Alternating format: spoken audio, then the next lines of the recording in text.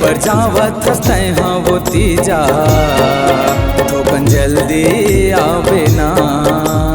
जाए पर जावत हाँ वो तीजा थोकन जल्दी आवे ना।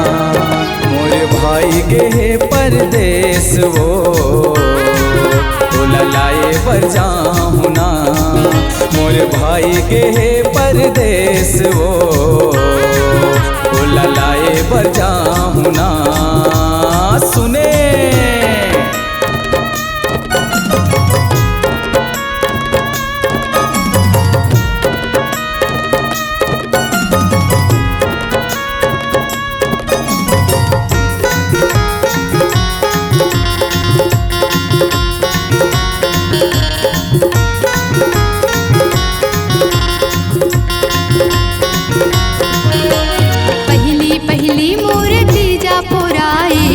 कैसे जल्दी मैं आहूँ, कैसे जल्दी मैं आहूँ। बहिनी सहेली सब ओझन आही, मन भर के गोठिया हूँ राजा, मन भर के गोठिया हूँ।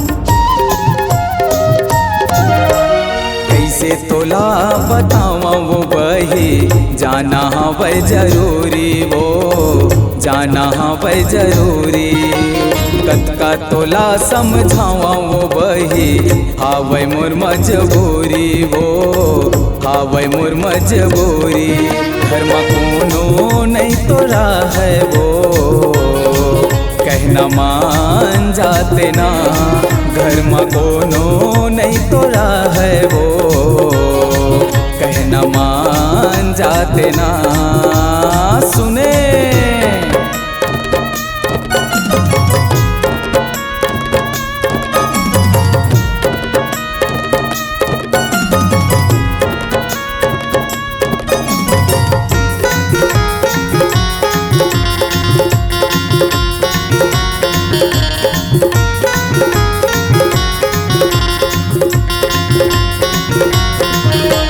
सास ससुर औ सारा सारी के, माया हवै तोर बर बढ़िया वो, माया हवै तोर बर बढ़िया।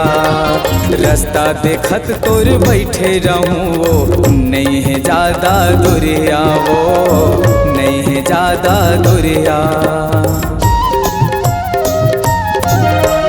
चिठरी खुरमिया बरा सोहारी, मन भर के खा ले वो गुजिया, मन भर के खा ले वो गुजिया। खाके करू भात रही बोनू पास वो, भोले बाबा करबो पूजा, भोले बाबा करबो पूजा। बछर भर के तीजा पोरा हो, बड़ नीक लागिना। बछर भर के तीजा पोरा हो, बड़ नीक लागिना।